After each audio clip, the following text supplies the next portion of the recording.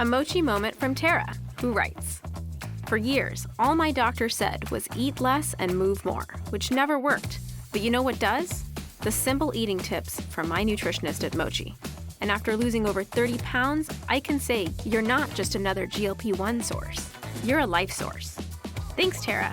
I'm Myra Ahmed, founder of Mochi Health. To find your Mochi moment, visit joinmochi.com. Tara is a Mochi member compensated for her story.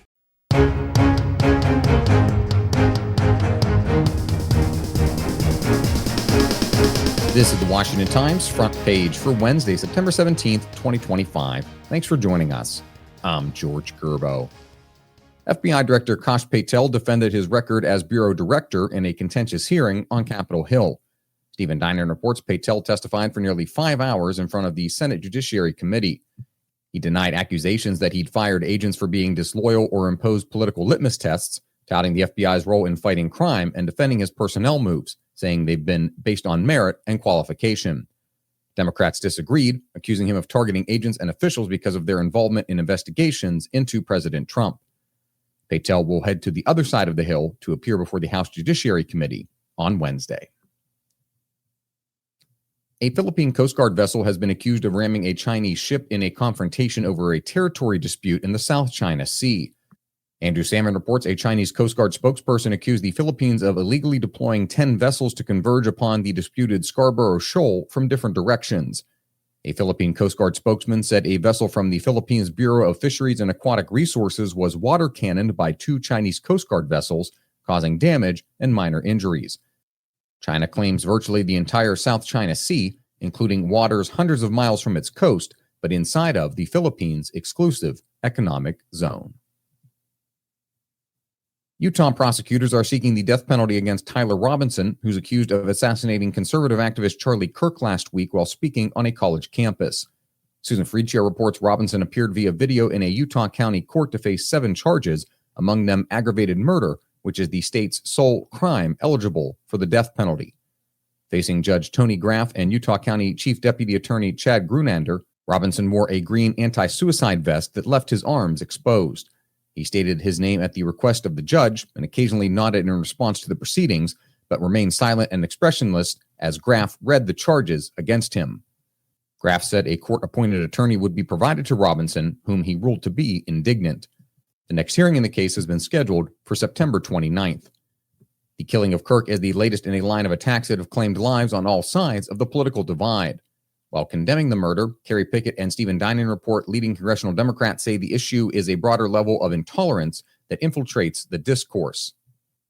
Minnesota Senator Amy Klobuchar said the issue is the all-purpose hater who lashes out with violence at convenient targets on both sides. She ticked off violence that has struck her state in recent months, including a targeted attack on Democratic politicians and a shooting at Annunciation Catholic School. One note of agreement was that social media is at the heart of the problem. Klobuchar, as well as several Republicans, have called for repealing part of the law that has traditionally protected social media companies from liability for what is posted on their platforms. Top NATO military leaders fear Russia is on a collision course with the rules-based international system that the transatlantic alliance has helped uphold for 75 years. Key NATO officials told our Ben Wolfgang that the alliance, with an eye toward the threats posed by Russian President Vladimir Putin, is working to establish even greater interoperability among its member nations' militaries. They stressed that NATO, through its Joint Force Command in Norfolk, Virginia, is in a constant state of intense planning and preparation in the event that the Russian threat could reach directly into North America. Military leaders from Britain, Finland, and France told Ben that NATO is not a one-way street in which the U.S. provides significant military aid and security guarantees for Europe with nothing in return. They say the alliance is also ready and willing to aid the United States in the event of direct attacks on America. And finally, on this Constitution Day, a poll has found Americans are more aware of their rights and freedoms. Sean Salai reports a poll by the University of Pennsylvania's Annenberg Public Policy Center found that 40% of respondents correctly named 3 of their 5 First Amendment rights, up from 30% last year.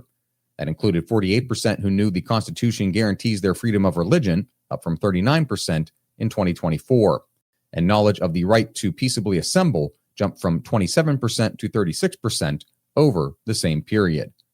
Constitution Day is a federal holiday that honors the 1787 signing of the nation's written charter. Find all today's front page stories at WashingtonTimes.com/front page or on the Washington Times app, and find us wherever you get your podcasts. You can also find us on social media at Wash Times for breaking news, sports, commentary, and more. For the Washington Times, I'm George Gerbo.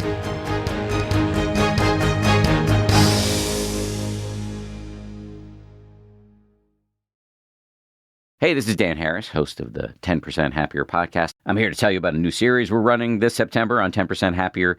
The goal is to help you do your life better. The series is called Reset.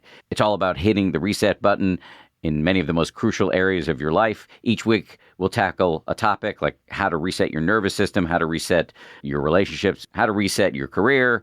We're going to bring on top-notch scientists and world-class meditation teachers to give you deep insights and actionable advice. It's all delivered with our trademark blend of skepticism, humor, credibility, and practicality. 10% Happier is self-help for smart people. Come join the party.